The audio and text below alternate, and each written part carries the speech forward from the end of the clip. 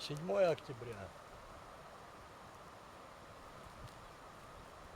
Это мой крайний последний выход в этом сезоне.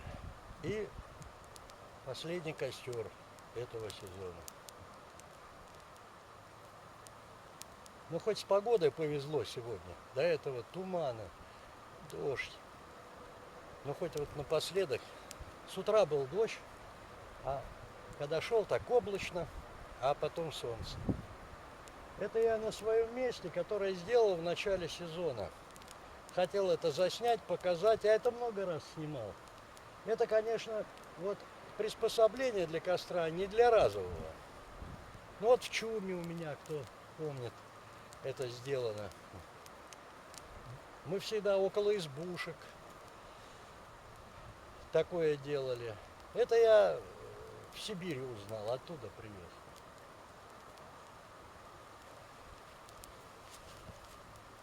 Вот палка.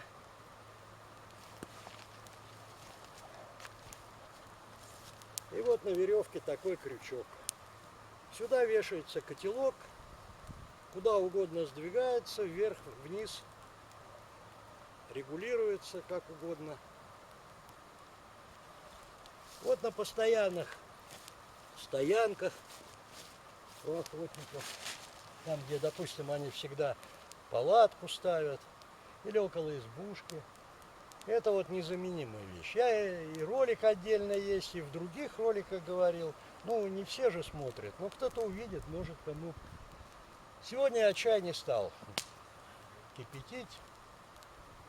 В такую погоду и без чая хорошо.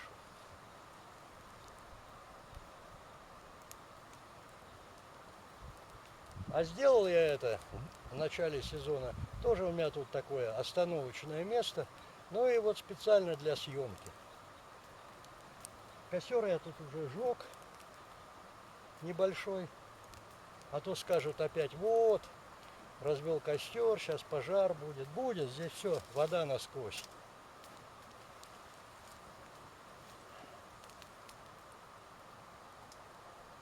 Вот такие дела.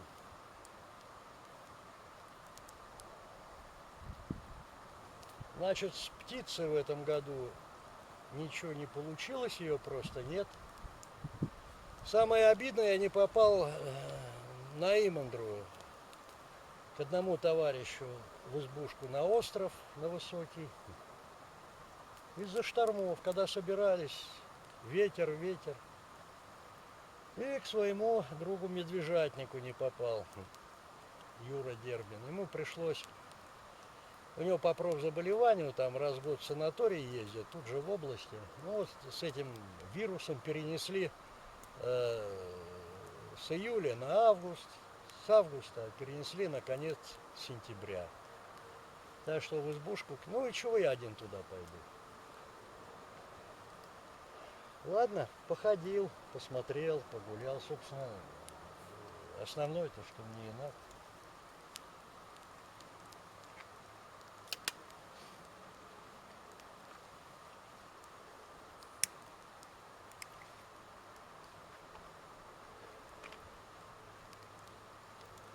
Вот уже совсем стал городским. У костра от зажигалки прикуриваю. Позор. Но это уже на автомате.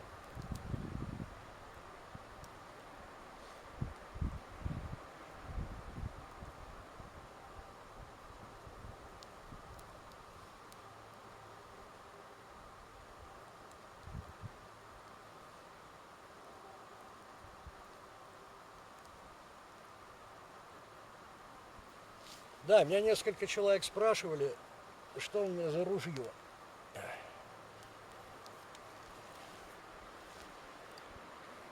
Я уже рассказывал. И ролик был, и говорил, и писал.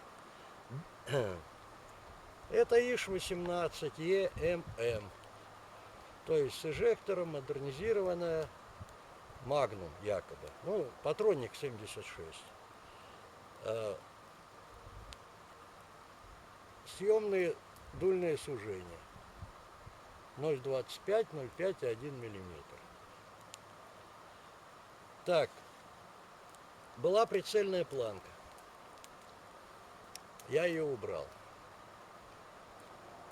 Ложу пришлось вот здесь здорово переделывать. Убирать дерева много. И гребень приклада пришлось на сантиметр, когда планку убрал, опускать. А вот что я у всех одностволок делаю с молоду, я говорю, я даже не знаю, почему вот, когда стали вместо, ну, первая одностволка у меня была ИШ-5, там на колодке прорезь, вот. А потом пошла вот эта вот, как бы, планочка. Ну вот, на этой планке берешь круглым напильником, делаешь ее вот немножко вогнутой. Ну и потом закрасил чем угодно, нитролаком, ну, чтобы не бликовало. И все. Вскидываешь, у тебя моментально сразу по центру. А вообще эти ружья, это серия Байкал. Их делают на экспорт. Она вот с планкой довольно тяжелая.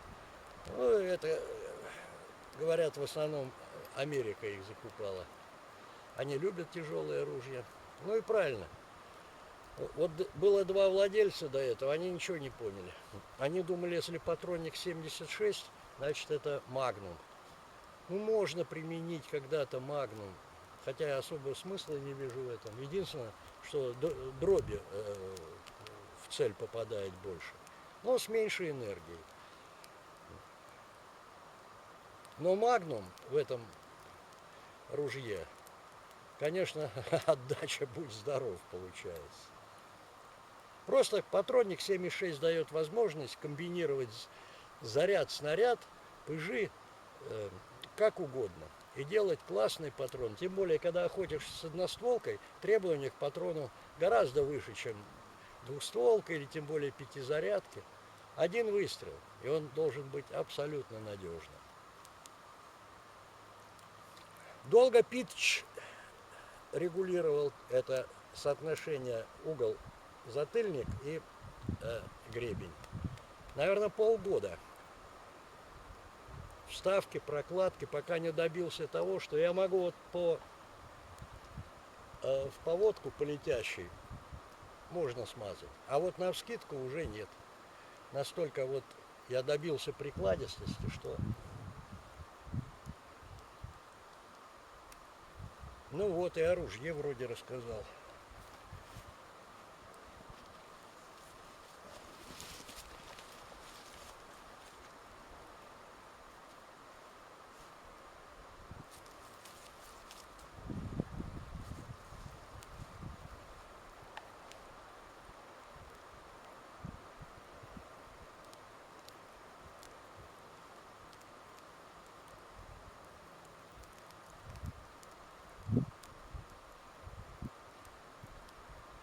В этом году я что-то наснимал много, наговорил много.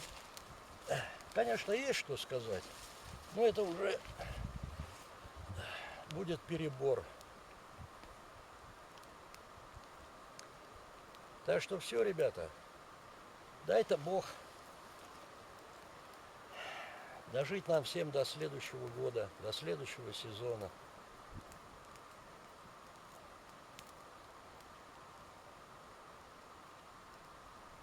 Ну все, до встречи.